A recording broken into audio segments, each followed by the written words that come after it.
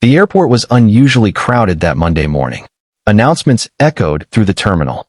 Rolling suitcases rattled across polished floors. Business travelers rushed toward their gates without looking up. In the middle of all the noise stood Ethan Carter, gripping the hand of his 7-year-old daughter, Lily. My name is Ethan Carter. I was 36 years old, a widowed single father, a high school science teacher. I had never flown on an airplane before. Neither had Lily. We weren't traveling for vacation. We were traveling because of hope. 3 months earlier, Lily had been diagnosed with a rare heart condition. Doctors in our hometown had done everything they could. Then one specialist called with unexpected news. A children's hospital across the country had agreed to perform an experimental surgery. It was Lily's best chance. Maybe her only one. Friends at school organized fundraisers. Neighbors held bake sales. Former students donated online. By the time everything was over, complete strangers had raised enough money for 2 economy class tickets. Every dollar felt like a miracle. As we entered the terminal, Lily squeezed my hand. Daddy. Yes. Will it hurt? I knelt beside her. A little. But the doctors are going to help your heart get stronger. So I can run? You'll run. So I can play soccer? I hope so. She smiled. Okay. Her courage amazed me every day. After checking in, I realized I had no idea where the pediatric medical assistance desk was located. The hospital had arranged wheelchair support and transportation after landing, but I couldn't find the meeting point listed in the email. I looked around for someone to ask. Most travelers hurried past without making eye contact. Then I noticed a well-dressed woman standing near the international departures entrance. She wore a navy business suit and carried only a small leather briefcase. 2 security officers waited a respectful distance behind her. Assuming she simply looked familiar with the airport, I politely approached. Excuse me. She smiled warmly. Can I help you? I'm trying to find the medical assistance desk. I think we're in the wrong terminal. She glanced at the printed confirmation in my hand. Where are you headed? I answered without hesitation. St. Catherine Children's Hospital. Her expression changed instantly. The smile disappeared. Instead, her eyes softened. Why? I looked at Lily. My daughter needs heart surgery. For several seconds, the woman said nothing. She looked carefully at Lily, who smiled shyly. I like your necklace. The woman touched the silver heart-shaped pendant around her neck. Thank you. My daughter gave it to me. Lily grinned. It's pretty. The woman swallowed hard. How old are you? 7. My daughter was 7 when she stopped herself before finishing the sentence. Instead, she took a slow breath. I'm sorry. I know exactly where you need to go. Rather than pointing, she picked up her briefcase.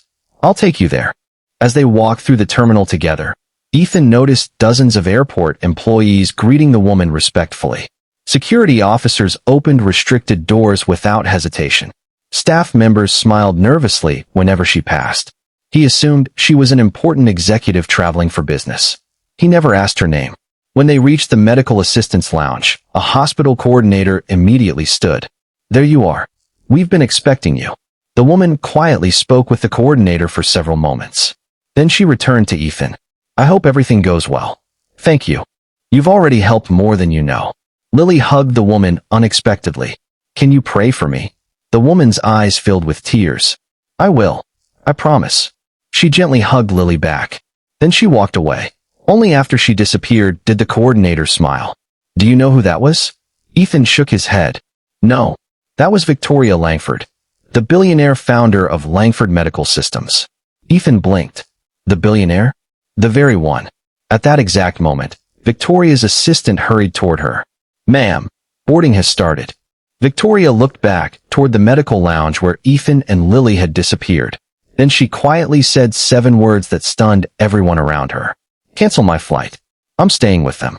Neither Ethan nor Lily had any idea why one of the richest women in the country had just canceled an international business trip because of 2 strangers she had met for less than 15 minutes. Victoria Langford watched the boarding gate close without her. Her assistant looked completely confused. Ma'am, the shareholders' meeting in London has been scheduled for months. Victoria nodded. I know. We can reschedule a meeting. We can't reschedule a child's life.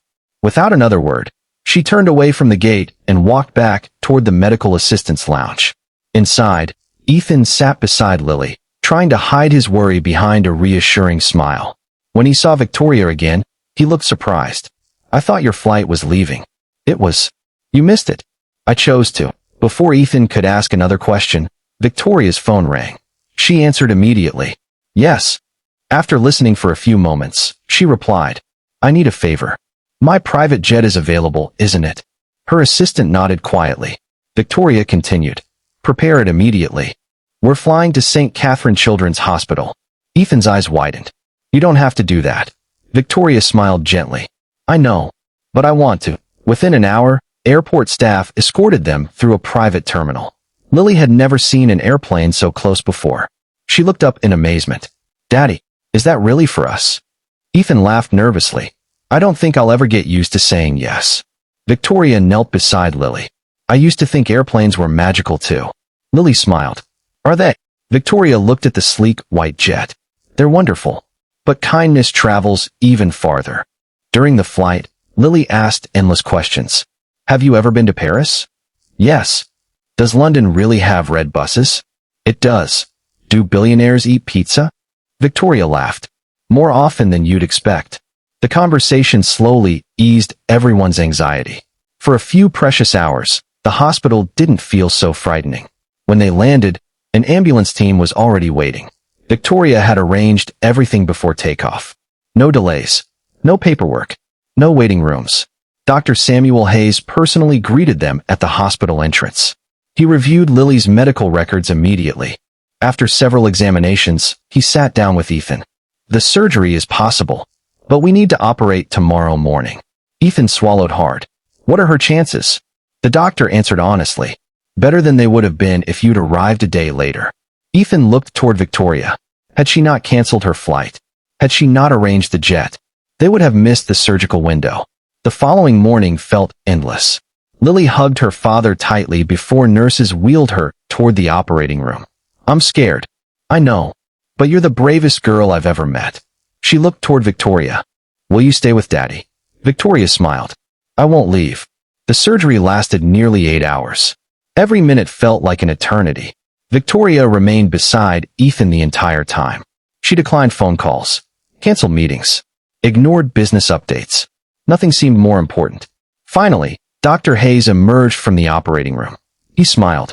It was successful. Ethan broke down in tears. For the first time in months, they were tears of relief instead of fear. Several weeks later, Lily slowly began recovering. Each day, she grew stronger. One afternoon, she carefully walked across the hospital garden without stopping to catch her breath. Ethan watched with tears in his eyes. It's the first time I've ever seen her run. Victoria quietly smiled. I know. Before Ethan and Lily returned home, Victoria invited them to visit the Langford Foundation headquarters. She introduced Lily to the Children's Medical Research Team. Then she made an unexpected announcement. In Lily's honor, our foundation is creating a new fund. The program would help families who couldn't afford to travel for life-saving pediatric treatment. No parent should lose precious time because of transportation. The room erupted into applause. Months later, the first family received assistance through the new program. Then another. Then dozens more. The initiative eventually helped hundreds of children reach hospitals they otherwise never could have accessed. One sunny afternoon, nearly a year after the surgery, Lily entered a community charity race. She insisted on running the entire 1-mile course herself. Victoria stood beside Ethan near the finish line. As Lily crossed it smiling, she threw both arms into the air. I did it.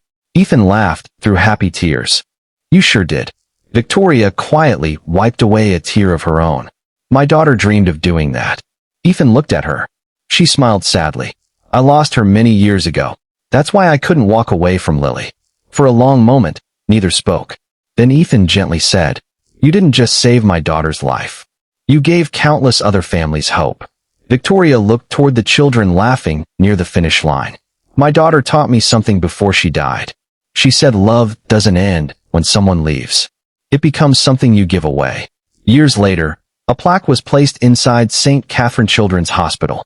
It didn't mention business awards or company success. It simply read, One canceled flight became thousands of second chances. Every parent who passed that plaque knew its meaning. Sometimes the greatest journey isn't measured in miles. It's measured by the decision to stop everything. for one stranger who simply needed someone to care. And on an ordinary morning at a crowded airport, one billionaire discovered that the most important destination she would ever reach wasn't across the ocean. It was the heart of a little girl who finally got the chance to grow up.